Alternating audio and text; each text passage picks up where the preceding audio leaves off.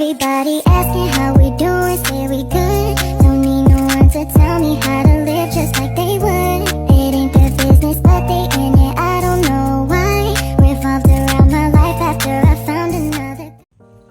Om Swastiastu. Assalamualaikum warahmatullahi wabarakatuh. Salam sejahtera bagi kita semua. Shalom, namo buddhaya, salam kebajikan, dan salam kebanggaan kita. Salam harmoni. Halo semuanya, apa kabar? Mari kita belajar mengenai ragam bahasa. Yang pertama yaitu pengertian ragam bahasa. Ragam bahasa adalah variasi bahasa yang pemakaiannya berbeda-beda menurut topik yang dibicarakan, menurut hubungan pembicara, kawan pembicara, dan orang yang dibicarakan, serta menurut medium pembicaraan. Bahasa dibentuk oleh kaidah aturan yang tidak boleh dilanggar, agar tidak menyebabkan gangguan pada komunikasi yang terjadi. Kaidah aturan dan pola-pola yang dibentuk mencakup tata bentuk, tata bunyi, dan tata kalimat. Kemudian pengertian ragam bahasa menurut para ahli. Yang pertama, menurut Bahman dalam buku Sri Tita, bahwa ragam bahasa adalah variasi bahasa yang menurut pemakaian yang berbeda-beda, menurut topik yang dibicarakan, menurut hubungan pembicara, kawan bicara, orang yang dibicarakan, serta menurut medium pembicara. Dengan kata lain, ragam bahasa adalah variasi bahasa yang terjadi karena pemakaian bahasa. Yang kedua, menurut Minto Rahayu, ragam bahasa terjadi karena adanya ragam wilayah pemakaian dan macam-macam penutur. Kemudian, faktor sejarah perkembangan masyarakat juga turut menimbulkan faktor sejumlah ragam bahasa. Ragam bahasa yang beraneka ragam masih bahasa Indonesia karena ciri kaidah tata bunyi, pembentukan kata, tata krama umumnya sama. Dari pendapat kedua ahli tersebut terkait ragam bahasa ialah variasi bahasa seseorang dengan berbagai faktor yang dimiliki. Selanjutnya kita akan belajar mengenai istilah ragam bahasa. Yang pertama, ragam bahasa menurut bahasa Inggrisnya atau linguistic style adalah bentuk bahasa yang bervariasi menurut konteks pemakaian, yaitu topik yang dibicarakan, hubungan antar pembicara, medium pembicaraan. Yang kedua yaitu ragam bahasa tidak berfungsi sebagai atribut tetap seseorang pembicara. Bahasawan yang kompeten biasanya menguasai berbagai jenis ragam bahasa dan mampu menyesuaikan ragam yang dipakai dengan situasi dan tujuan dari berbahasa. Dalam pengertian ini, maka ragam bahasa berkontras dengan dialek, yaitu varian dari sebuah bahasa yang berbeda-beda menurut kelompok pemakai atau wilayah penuturan. Kemudian, kita akan mempelajari mengenai ragam bahasa berdasarkan cara berkomunikasi. Yang pertama yaitu ragam bahasa lisan. Ragam bahasa lisan adalah ragam bahasa yang diungkapkan melalui media lisan, terkait oleh ruang dan waktu sehingga situasi pengungkapan dapat membantu pemahaman dan didukung oleh situasi pemakaian. Kemudian, pembicaraan lisan dalam situasi formal berbeda tuntutan kaidah kebakuannya dengan pembicaraan lisan dalam situasi tidak formal atau santai. Kemudian kita akan mempelajari ciri-ciri ragam bahasa lisan. Yang pertama yaitu memerlukan orang kedua atau teman bicara. Kemudian tergantung situasi, kondisi, ruang, dan waktu. Selanjutnya hanya perlu intonasi serta bahasa tubuh. Kemudian berlangsung secara cepat. Kemudian juga sering dapat berlangsung tanpa alat bantu. Kemudian juga kesalahan dapat langsung dikoreksi. Kemudian dapat dibantu dengan gerak tubuh atau mimik wajah, termasuk juga intonasi. Yang termasuk dalam ragam bahasa lisan diantaranya yaitu pidato, ceramah, sambutan berbincang-bincang, dan masih banyak lagi. Yang kedua yaitu ragam bahasa tulis. Ragam bahasa tulis adalah bahasa yang dihasilkan dengan memanfaatkan tulisan dengan huruf sebagai unsur dasarnya.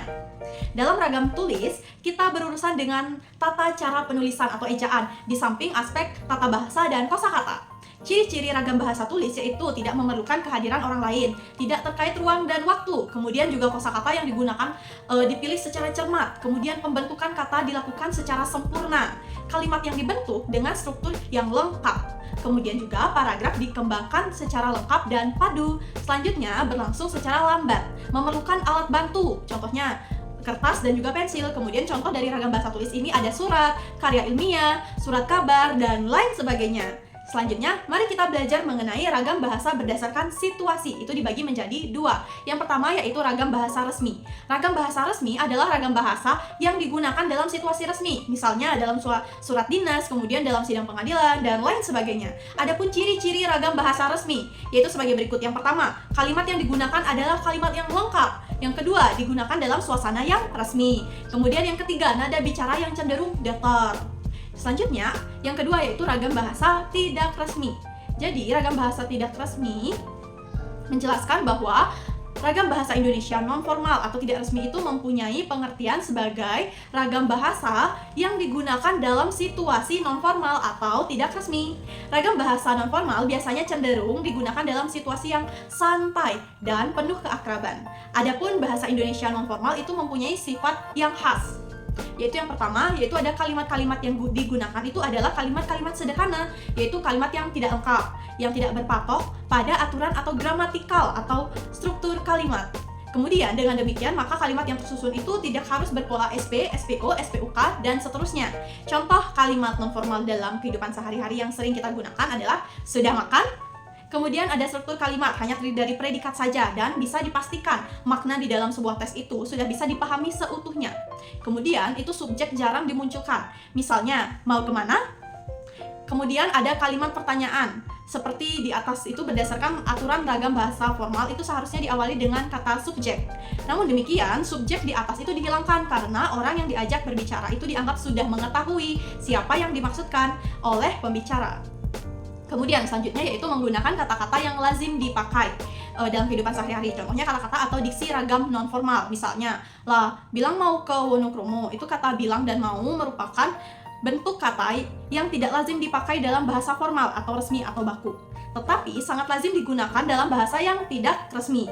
Nah, dari beberapa sifat khas bahasa non-formal di atas, bisa disimpulkan bahwa prinsip yang paling mendasari pemakaian bahasa non-formal adalah mana suka atau bebas, dengan dasar antara pemakai antar komunikator dan komunikan sama-sama tahu maksud atau makna di dalam penggunaan bahasa, sehingga proses terjadinya komunikasi antar bahasa itu berjalan lancar.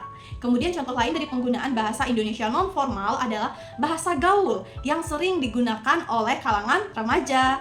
Berdasarkan fungsinya mengemukakan bahwa bahasa gaul memiliki persamaan dengan bentuk-bentuk slang, jargon, atau prokem.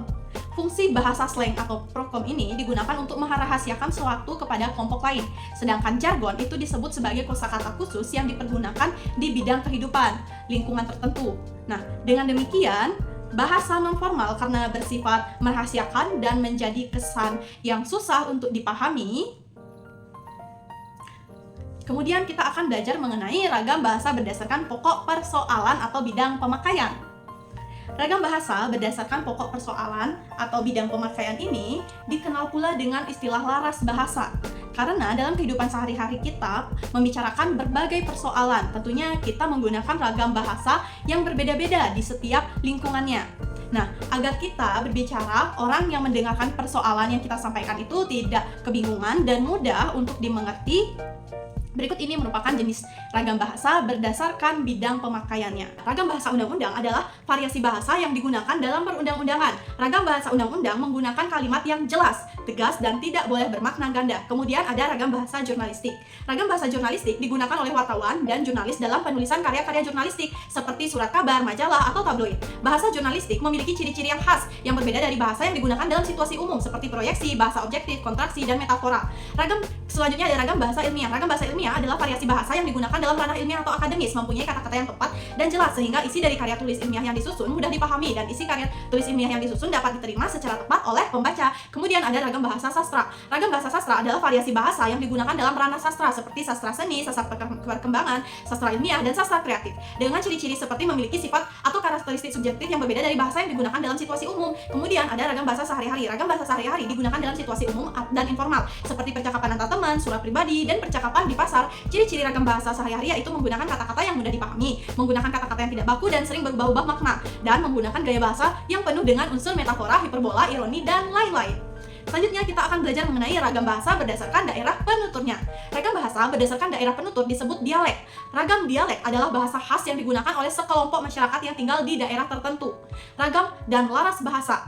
Ragam bahasa merupakan variasi bahasa yang berbentuk karena pemakaian bahasa. Pemakaian bahasa itu dibedakan berdasarkan media yang digunakan, topik pembicaraan, sikap pembicaranya, sedangkan laras bahasa merupakan kesesuaian antara bahasa dan fungsi pemakaian. Secara umum ada 6 jenis laras bahasa, yakni yang pertama laras bahasa jurnalistik, laras bahasa iklan, laras bahasa sastra, laras bahasa ilmiah, laras bahasa bisnis, laras bahasa hukum, laras bahasa yang pertama yaitu laras bahasa jurnalistik. Laras bahasa ini proses pencarian, penyusunan, serta publikasi berita. Contohnya, sebuah bangunan kosong yang diduga milik warga setempat terbakar pada Jumat dini hari. Kemudian contoh lainnya, pencarian anak hilang itu masih terus dilakukan oleh polisi dengan bantuan warga setempat. Selanjutnya ada laras bahasa iklan. Laras bahasa iklan adalah laras bahasa yang dipakai dalam penyusunan iklan. Contohnya, Kalimalang RI dijual murah, bawah harga pasar 20H, SHM 200 gerbang tol 5 juta per meter. Hubungi nomor ini. Produk ini dijamin mampu mencerahkan warna kulitmu dalam waktu 1 minggu.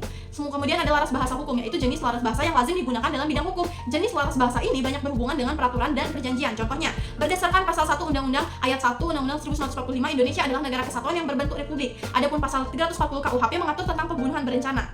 Kemudian ada laras bahasa sastra, merupakan jenis laras bahasa Indonesia yang digunakan dalam penyusunan karya sastra, baik itu fiksi maupun fakta. Contohnya, Indonesia telah merdeka. Sejak 17 Agustus 1945, Indonesia berhasil memperoleh kemerdekaannya. Itu adalah contoh laras bahasa sastra untuk karya non-fiksi. Kemudian ada contohnya, Rina terbangun kaget, ternyata mimpinya semalam itu nyata, ia alami. Ia harus bergelut dengan monster itu agar bisa kembali ke masa kini. Itu adalah contoh laras bahasa sastra untuk karya fiksi. Kemudian ada laras bahasa ilmiah, yaitu jenis laras bahasa yang digunakan dalam kegiatan ilmiah. Contohnya, GERD atau gastroesophageal reflux disease adalah kondisi di mana asam lambung naik ke kerongkongan atau esofagus. Berdasarkan hasil penelitian itu dapat disimpulkan bahwa komunikator dan komunikan memiliki kesamaan visi dan tujuan. Kemudian ada laras bahasa bisnis. Laras bahasa bisnis adalah laras bahasa yang digunakan oleh kalangan profesional dan pemerintah saat menyusun surat dinas, laporan, dan sejenisnya. Contohnya, surat ini kami tujukan kepada perusahaan X untuk menjalin kerjasama di bidang ilmu pengetahuan dan teknologi. Sehubungan dengan perayaan ulang tahun Kota Semarang, kami ingin mengundang beberapa dinas terkait membahas hal ini. Hal di atas merupakan contoh dari laras bahasa tadi. Baik, sekian materi mengenai ragam bahasa, semoga dapat dimengerti, dan terima kasih, sampai jumpa, dadah. Om Santi Santi Santi Om. Wassalamualaikum warahmatullahi wabarakatuh. Salam sejahtera bagi kita semua. Shalom, namo buddhaya, salam kebajikan, dan salam kebanggaan kita. Salam harmoni.